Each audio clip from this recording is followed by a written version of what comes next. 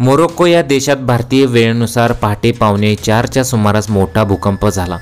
तर या दुर्घटनेमध्ये आतापर्यंत 2000हून पेक्षा जास्त नागरिकांचा मृत्यू झालेला आहे। या घटनेचे सीसीटीव्ही फुटेज व्हायरल झालेले आहे। चॅनलवरती नवीन असाल तर मराठी न्यूजला जरूर सबस्क्राइब करा। पहाटेच्या सुमारास 6.8 रिश्टर स्केल तीव्रतेचे भूकंपाचे धक्के बसल्यामुळे मोरोक्को येथील अनेक इमारती जमीनदोस्त झाल्या आहेत। समोर आलेल्या व्हिडिओमध्ये एका इमारतीखाली काही नागरिक बसलेले असताना त्यांना अचानक भूकंपाचे धक्के जाणवू लागतात। त्यानंतर नागरिक सैरावैरा धावू लागतात। त्यांना कुठे जावं तेही कळत नाही। तेवढ्यात इमारतीचा एक भाग खाली कोसळतो आणि त्यामध्ये एक नागरिक जखमी झाल्याचं दिसत आहे। निसर्गापुढे कोणाचेही चालत नाही, त्यामुळे निसर्गाची काळजी घेतली पाहिजे अशा कमेंट्स लोकांनी केलेल्या आहेत। नरेंद्र मोदी यांनी सुद्धा याबद्दल एक वक्तव्य व्यक्त केलेलं आहे।